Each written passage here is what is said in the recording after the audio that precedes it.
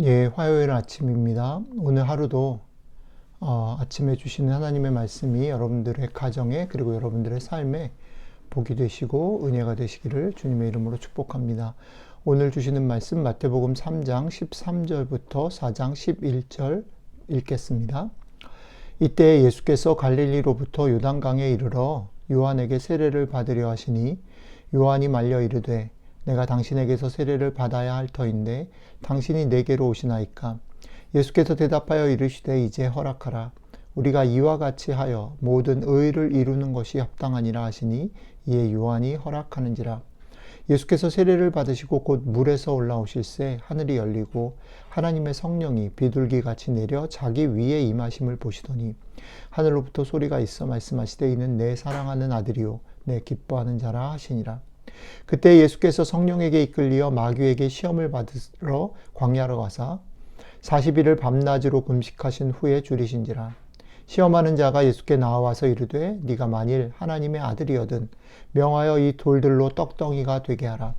예수께서 대답하여 이르시되 기록되었을 때 사람이 떡으로만 살 것이 아니요 하나님의 입으로부터 나오는 모든 말씀으로 살 것이라 하였느니라 하시니 이에 마귀가 예수를 거룩한 성으로 데려다가 성전 꼭대기에 세우고 이르되 네가 만일 하나님의 아들이거든 뛰어내리라. 기록되었을 때 그가 너를 위하여 그의 사자들을 명하시리니 그들이 손으로 너를 받들어 발이 돌에 부딪히지 않게 하리로다 하였느니라. 예수께서 이르시되 또 기록되었을 때 주 너의 하나님을 시험하지 말라 하였느니라 하시니 마귀가 또 그를 데리고 지극히 높은 산으로 가서 천하 만국과 그 영광을 보여 이르되 만일 내게 엎드려 경배하면 이 모든 것을 내게 주리라. 예수께서 말씀하시되 사단아 물러가라. 기록되었을 때 주 너의 하나님께 경배하고 다만 그를 섬기라 하였느니라. 이에 마귀는 예수를 떠나고 천사들이 나와서 수종드니라. 아멘. 오늘 우리가 읽은 본문 바로 다음 구절을 보면 이렇게 쓰여져 있는 것을 볼 수 있습니다. 이때로부터 예수께서 비로소 전파하여 이르시되. 마태복음 1장과 2장의 이야기가 예수님의 탄생에 관한, 이 땅 가운데 낮아지셔서 몸으로 태어나신 탄생에 관한 이야기라면 어제 우리가 읽은 3장 1절부터 12절과 오늘 읽은 부분인 4장 11절까지는 이제 예수님께서 공생의 사역을 시작하시기 전에 우리 주님께서 공적인 사역을 위해 준비하신 내용이 무엇인가를 집중적으로 보여주고 있습니다. 그렇기 때문에 오늘 사건 이후에 이때로부터 예수께서 비로소 전파하여 이르시되, 그러니까 공생의 사역을 시작하신 것이죠. 예. 공생의 사역을 시작하시기 전에 30살 정도로 예상되는데 30년 동안 예수님에게 일어났던 많은 일들이 있을 것입니다. 그렇죠? 그런데 그 많은 일들 중에 마태는 유독 두 가지 사건을 우리에게 소개하고 있다는 거죠. 하나는 무엇입니까? 하나는 세례 요한에게 세례를 받으시는 사건, 그리고 또 하나는 성령의 이끌림을 받아서 광야에 나가서 사단에게, 마귀에게 세 가지 시험을 받으신 이 두 가지 사건을 유독 예수님이 공생이 시작하기 바로 전 준비하신 내용으로 우리에게 소개하고 있다라는 것이죠. 마태복음이 우리에게 소개하는 것들을 따라가 보면 예수님의 길을 닦으러 온 세례 요한, 그리고 그 요한에게 오히려 세례를 받으시는 예수님, 그리고 거기에 더하여 성령에 의하여 광야로 나가셔서 마귀에게 세 가지 시험을 받으시는 것, 그것이 주님의 공생의 사역의 가장 크고 중요한 준비라고 마태복음은 생각하고 그것을 우리에게 두 가지로 소개하고 있다는 거죠. 그렇다면 우리는 이렇게 질문해 보아야 합니다. 도대체 세례를 받으시는 것과 사단에게 시험을 받으신 이 사건이 무엇이길래 그렇게 공생의 사역 앞에 마태가 소개할 만큼 중요한가? 어떤 것인가? 어떤 의미인가? 이것들을 생각해 볼 이유가, 필요가 있다라는 것입니다. 그래서 오늘은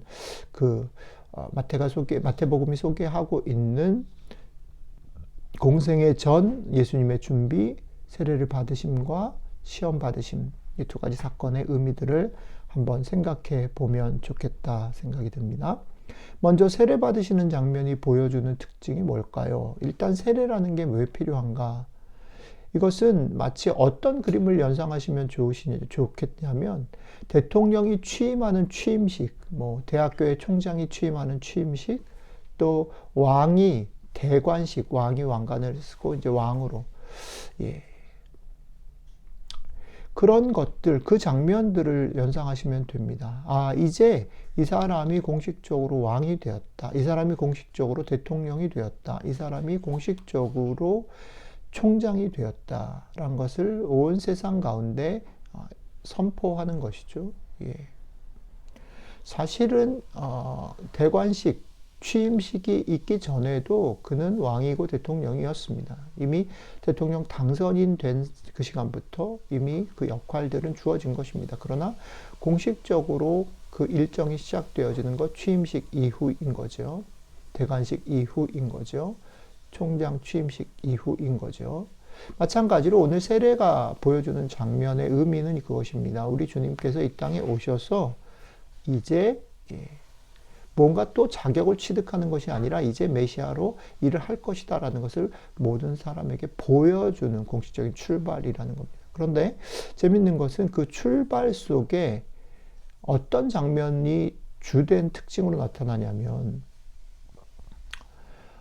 성령 하나님, 성부 하나님, 아들 예수님이 공이 같이 세 분이 등장하실 뿐 아니라 그 세 분이 같이 기뻐하시고 만족하고 계시는 장면이 이 세례식의 중요한 특징이라는 거죠.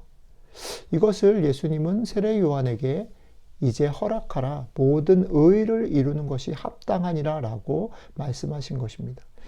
자기가 오히려 세례를 받아야 되는 그런 위치에 계신 분이 자기에게 세례를 주라라고 말씀하실 때 세례 요한이 거절하면서 얘기하죠. 그런 세례 요한에게 예수님께서 이제 허락하라. 모든 의를 이루는 것이 합당하다라고 말씀하셨습니다. 그리고 그 모든 의를 이루는 것이 합당하다라는 것에 어떤 그림적인 표현이 성부 하나님, 성령 하나님께서는 비둘기처럼 하늘에서 내려오시고 예수님은 세례를 받고 올라오시고 성부 하나님 것을 보시면서 이는 내 사랑하는 자여 기뻐하는 자라고 만족감을 표시하는 이 그림으로 마태복음은 우리에게 소개하고 있는 것입니다. 공적으로 세례를 받으심으로 이제 메시아로서 이 땅에서의 사역을 시작함을 알리는 장면 속에서 우리 주님은 상식을 넘어서 겸손히 모든 의를 이루기 위해 낮아짐을 택하셨다라는 거고요. 그 낮아지심을 택하신 그 장면을 삼위 하나님 모두가 기뻐하고 만족하셨다라는 겁니다. 이것이 세례식이 보여주는, 세례 요한에게 세례 받으시는 장면이 보여주는 대단히 중요한 의미라는 거죠. 시험 받으시는 장면으로 넘어가 보면 시험 받으시는 장면은 세례식이 이제 메시아를 선언하고 공식적으로 드러내는 것이라면 외적인 것이라면 사실 시험 받을 장면은 내적인 것이죠. 그러면 메시아로서 어떤 모양의 어떤 성격의 어떤 방향의 사역을 할 것인가의 내용을 보여주시는 거죠. 마귀는 예수님을 그가 사역을 잘하려면 사역을 효과적으로 하려면 가져야 될 세 가지 것을 가지고 유혹합니다. 그가 줄이셨기 때문에 돌을 떡으로 만들라고 얘기하죠. 그리고 높은 곳에서 뛰어내릴 때 천사가 다치지 않게 하면 모든 사람의 이목이 집중되는 거죠. 그리고 높은 성 위에 올라가서 모든 권세를 힘을 주겠다라는 거죠.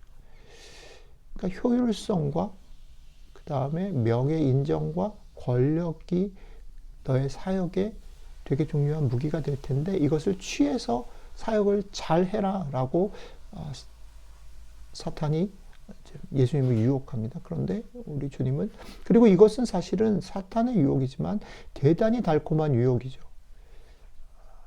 모든 우리가 살고 있는 세상 속에서는 이것을 지향합니다.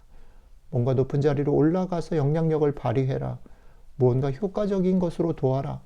무언가 인정을 받으면서 해라. 무언가 힘을 가지고 있어야만 누군가를 도울 수 있다라고 얘기하는 겁니다. 이것을 헨리 나우에는 상향성이라고 말했죠. 그러나 우리 주님이 이 모든 상향성을 거부하시고 낮아지는 하향성의 길을 택하심으로 이 사단의 유혹을 물리치셨다라고 오늘 성경은 말합니다. 세례를 받으시면서 겸손으로 모든 의를 이루시는 선택을 하신 주님께서는 이제 자신의 삶과 사역의 내용을 철저히 세상이 보여주는 상향성과는 반대로 하향성, 낮아지심의 길을 택하심으로 자신이 어떤 메시아이신지를 드러내고 있다라는 겁니다. 예. 사랑하는 성도 여러분, 우리는 이런 주님을 따르기로 한 사람입니다. 성도는 누구입니까? 제자는 누구입니까? 이런 주님을 따르는 사람들입니다. 여러분, 우리들의 삶 속에, 우리들의 일상 속에 얼마나 수많은 상식과 합리와 경험과 지식이 이 예수님의 겸손히 낮아지신 이 하향성의 길을 흐리게 하고 방해하고 못 가도록 유혹하는가라는 것을 직시하셔야 됩니다. 우리들의 삶은 그렇습니다. 그렇기 때문에 이 아침에 이 말씀이 더 울림이 있고 중요합니다.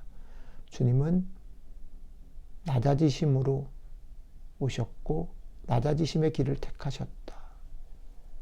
여러분, 우리는 주님을 따르는 사람들입니다. 오늘 하루 동안 우리에게 여러 가지 유혹과 흐리게 하는 일들이 있을 것입니다. 그러나 그때마다 오늘 말씀을 기억하십시오.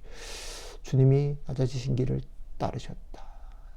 이 말씀을 붙잡고 오늘 하루 더 많이 섬기고 더 많이 사랑하고 더 많이 나누는 삶이 되시기를 주님의 이름으로 축복합니다. 기도하겠습니다. 주님이 세례 요한에게 세례를 주셔야 되는 그 주님이 세례 요한의 세례를 받으시는 낮은 길을 택하시고 그것으로 모든 의를 이루신 주님이 세상의 권력과 효율성과 명예를 버리시고 낮아지심으로 십자가를 지시고 자신의 몸을 찢고 피를 흘리심으로 이 땅을 구원하시는 메시아의 구원자로서의 일을 감당하신 그 길을 오늘 하루 우리가 마음에 심고 따라갈 수 있도록 우리에게 힘과 용기를 더하여 주시면 좋겠습니다. 이 말씀 품고 오늘 하루 더 많이 사랑하고 더 많이 섬기고 더 많이 나누며 살아가는 저희들 되게 도와주십시오. 감사드리며 우리 주 예수 그리스도의 이름으로 기도드렸습니다. 아멘.